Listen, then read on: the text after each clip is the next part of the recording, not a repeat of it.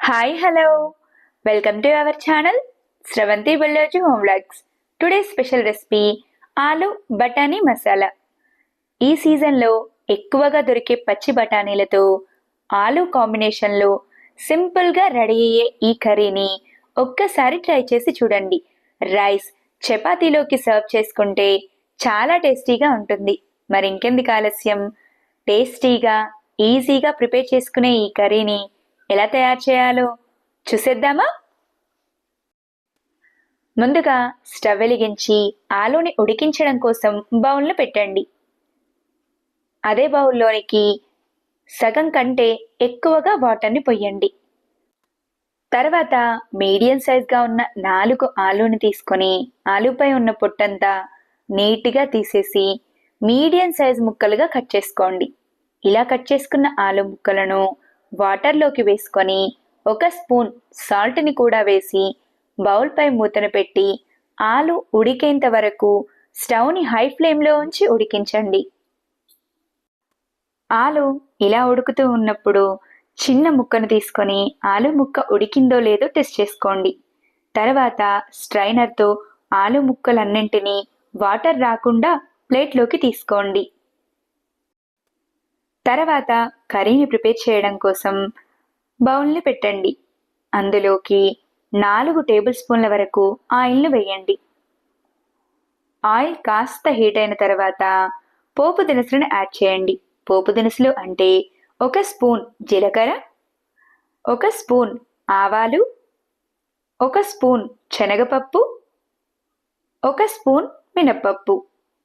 పోపు దినుసులను వేసుకున్న తర్వాత స్టవ్ని హై ఫ్లేమ్లో ఉంచి కాస్త చిటపటలాడేంత వరకు ఫ్రై చేయండి.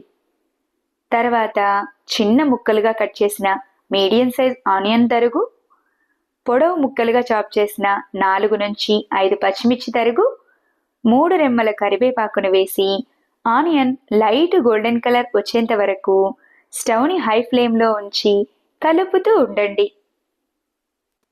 ఆనియన్ చక్కగా ఫ్రై అయి మంచి గోల్డెన్ కలర్ రాగానే 1/2 టీ స్పూన్ పసుపు, 1 స్పూన్ అల్లం వేసి అల్లం పచ్చివాసన పోయేంత వరకు కలుపుతూ ఫ్రై చేయండి.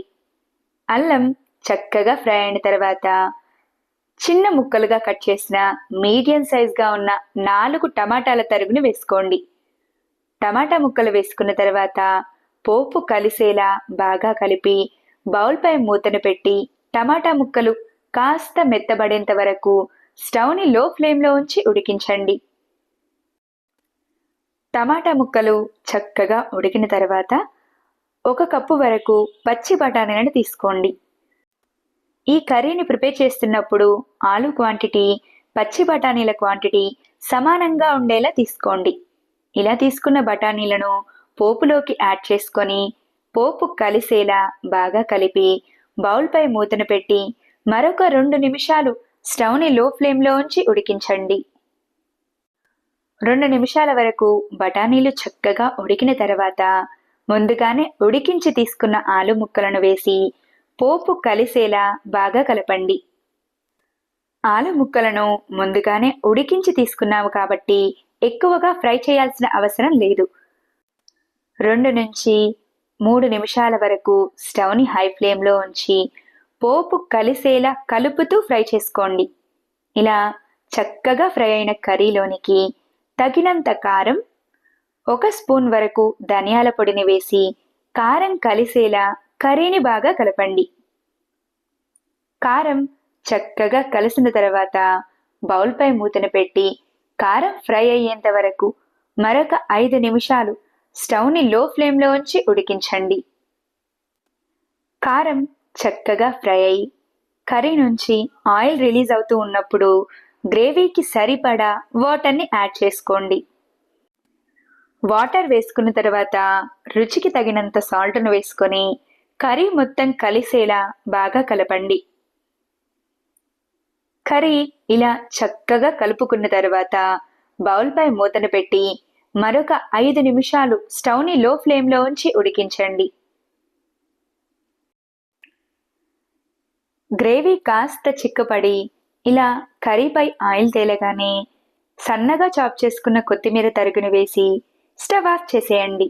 అంతే, ఎంతో టేస్టీగా ఉండే ఆలు బఠానీ మసాలా రెడీ. ఇలా రెడీ అయిన కర్రీని వేడి వేడి రైస్తో కానీ, చపాతీతో కానీ, బగారా రైస్తో కానీ సర్వ్ చేసుకుంటే చాలా టేస్టీగా ఉంటుంది. ముఖ్యంగా ఈ సీజన్లో ఫ్రెష్గా అందుబాటులో ఉండే పచ్చి బఠానీలతో ఇలా ఆలు కాంబినేషన్లో ఒక్కసారి కర్రీని ట్రై చేసి చూడండి, చాలా టేస్టీగా ఉంటుంది. ఈ కర్రీకి కాంబినేషన్గా నేను పరాటాలను ప్రిపేర్ చేస్తున్నాను. పరాటాలను ఇంట్లో ప్రిపేర్ చేయడం లేదు, ఇలా రెడీమేడ్గా ప్యాకెట్స్ కిరాణా స్టోర్లలో కానీ, జనరల్ స్టోర్లలో కానీ అందుబాటులో ఉంటాయి. ఇలా తీసుకున్న పరాటాలను పాన్పై వేసుకొని కొద్ది కొద్దిగా ఆయిల్ని అప్లై చేసుకుంటూ రెండు వైపులా పరాటాలను టర్న్ చేసుకుంటూ మంచి గోల్డెన్ కలర్ వచ్చేంత వరకు కాలనివ్వండి.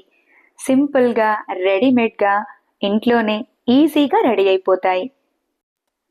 ఇలా రెడీ అయిన పరాటాలను ప్లేట్లోకి వేసుకొని ముందుగానే ప్రిపేర్ చేసుకున్న ఆలు బఠానీ మసాలాతో సర్వ్ చేసుకుంటే చాలా టేస్టీగా ఉంటాయి. సింపుల్గా, టేస్టీగా ప్రిపేర్ చేసుకునే ఆలు బఠానీ మసాలాను ఎలా తయారు చేయాలో చూశారు కదా. నా వీడియో కనుక మీకు నచ్చినట్టయితే లైక్ చేయండి. ఇలాంటి మరెన్నో ఇంట్రెస్టింగ్, టేస్టీ, హెల్తీ రెసిపీస్ కోసం నా ఛానల్ని సబ్స్క్రైబ్ చేయండి. ఈ కర్రీని మీరు కూడా తప్పకుండా ట్రై చేసి ఎలా వచ్చిందో కామెంట్ చేయండి. Thanks for watching.